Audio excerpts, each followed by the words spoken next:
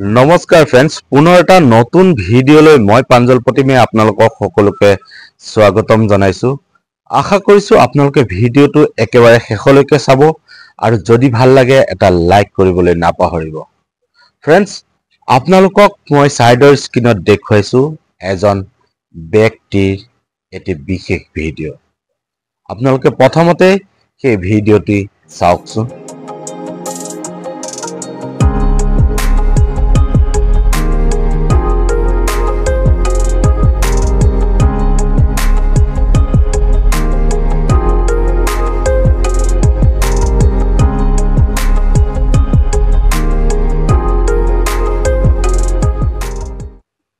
আপোনালোকে দেখিলে ভিডিওটোত এজন ব্যক্তিৰ কিছু দৃশ্যাংশ মই দেখুৱাইছো আপোনালোকে হয়তো এতিয়া সকলোৱে চিনি পাইছে এই ব্যক্তিজনৰ নাম কি হয় আৰু তেওঁ কোন হয় হয় फ्रेंड्स আপোনালোকে ঠিকই ধৰিছে এই গৰাকী ব্যক্তিৰ নাম হৈছে আনন্দ বিশ্ব আপোনালোক সকলোৱে যাতে এই আনন্দ বিশ্ব যিজন আৰক্ষী বিষয়া এই বিষয়াজনে ইতিমধ্যে অসমৰ পৰা তেওঁ চাকৰিৰ জীৱনৰ পৰা অব্যাহতি লৈ তেওঁ বিদায় লৈছে হয় फ्रेंड्स আজি এই ব্যক্তিজনৰ কথা এইটো কাৰণে ক'ব ওলাইছো এই ব্যক্তিজনে যেতিয়া চাকৰিৰ কাৰ্যকালৰ সময়ত অসমত আহি উপস্থিত হৈছিল আৰু অসমত যেতিয়া তেওঁৰ কৰ্মৰ যি ত্যাগ সকলো জনসাধাৰণৰ মাজত যেতিয়া তেওঁ বিলাই দিছিল সকলোৱে এই ব্যক্তিজনৰ পৰা বহু কিছু অনুপ্ৰেৰণা পাইছিল হয় फ्रेंड्स তেখেতৰ এনেকুৱা এখাৰ বাক্যই মোৰ অন্তৰ চুই গৈছিল সেই বাক্যশাৰীৰ কাৰণে আজি এই ভিডিওটো মই প্ৰস্তুত কৰিলো সো फ्रेंड्स শুনক এই যিজন আনন্দ মিশ্ৰ ডাঙৰীয়া তেখেতে এখাৰ বাক্য কৈছিল সেই বাক্যশাৰী আপোনালোকে এবাৰ শুনক कुछ जिंदगी में ना बहुत कुछ करोगे सब कुछ करोगे लेकिन इसमें सबसे इंपॉर्टेंट क्या है पता है खुश होके करो कुछ जिंदगी में ना बहुत कुछ करोगे सब कुछ करोगे लेकिन इसमें सबसे इंपॉर्टेंट क्या है पता है खुश होके करो फ्रेंड्स আপোনালোকে শুনিলে তেখেতৰ এই সুন্দৰ বাক্যশাৰী যিখাৰী বাক্যই মোক মুগ্ধ কৰিছিল আৰু তেওঁ সকলোৰে লগত যেতিয়া কৰ্ম জীৱনত ব্যস্ত হৈছিল সকলোৰ লগত ইমান সুন্দৰকৈ তেওঁ মিলি পৰিছিল যাৰ বিপৰীতে এনেকুৱা এখন ছবি আপোনালোকক আজি দেখুৱাম সেই ছবিখন দেখাৰ পিছত আপোনালোকেও হয়তো কান্দি উঠিব হয় फ्रेंड्स এয়া চাওক মই সাইডৰ স্ক্ৰিনত দেখুৱাই আছো তেওঁৰ যি সকল সতীৰ্থ আছিল তেওঁৰ লগৰ যি সকল আৰক্ষী বিষয়া আছিল আজি সকলোৰে চকুত চকু পানী আপোনালোকে নিশ্চয় দেখি আছে ভিডিওটোত এয়া কি কাৰণে হৈছে বাৰু এয়া এইটো কাৰণে হৈছে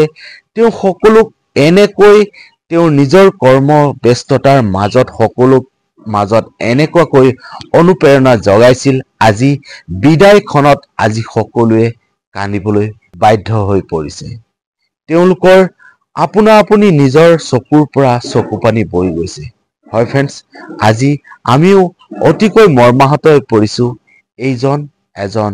উচ্চ আৰক্ষী বিষয়াক হেৰুৱাই তেওঁ হয়তো অসমৰ পৰা একেবাৰে বিদায় লৈ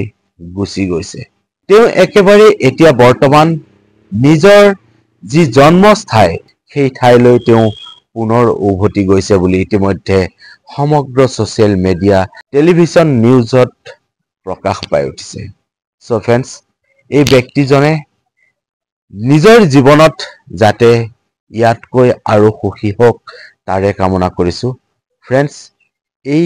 যিগৰাকী আনন্দ মিশ্ৰ ডাঙৰীয়া তেখেতে যেতিয়া অসমত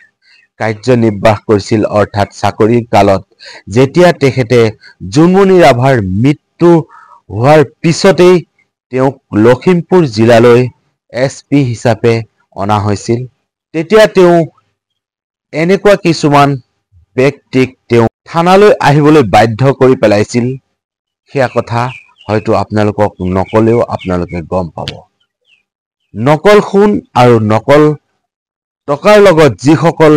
জড়িত মাফিয়া আছিল তেওঁলোকে আহি আপোনা আপুনি নিজেই ধৰা দিছিলহি আৰক্ষীৰ হাতত। সো ফ্ৰেন্ডছ, এই ব্যক্তিজন আচলতে কিমান মহান হ'ব পাৰে আপোনালোকে এবাৰ অনুভৱ কৰক। এই আনন্দ মিশ্ৰ ডাঙৰীয়াৰ জীৱনত যাতে আৰু সুখ হওক তাৰে কামনা কৰিম। আছামিজ টিভি ইউটিউব চেনেলৰ তৰফৰ পৰা তেখেতক আমি অশেষ ধন্যবাদ জ্ঞাপন কৰিছোঁ। তেওঁ যাতে আৰু অতি সুন্দৰভাৱে তেওঁৰ নিজৰ জীৱন অতিবাহিত কৰিব পাৰে। তো ফ্ৰেন্ডছ, ভিডিঅ'টো আপোনালোকৰ কেনেকুৱা লাগিল? তেওঁৰ যি শাৰী বাক্য আছিল সেই শাৰী আপোনালোকৰ কেনেকুৱা লাগিল? আপোনালোকে কমেণ্ট বক্সত নিজৰ মন্তব্যত প্ৰকাশ কৰিবলৈ নাপাহৰিব। আৰু আপুনি যদি প্ৰথমবাৰৰ কাৰণে মোৰ চেনেলত আহিছে তেনেহ'লে মোৰ চেনেলটো ছাবস্ক্ৰাইব কৰি ওচৰত থকা বেল আইকনটো প্ৰেছ কৰিবলৈ নাপাহৰিব। আৰু ফেচবুক পেজত যদি চাই আছে তেনেহ'লে পেজখন ফ'ল' কৰি দিব। আকৌ লগ পাম এটা নতুন ভিডিঅ' লৈ। আজিলৈ আহিছোঁ, ধন্যবাদ। জয় আই অসম, জয়।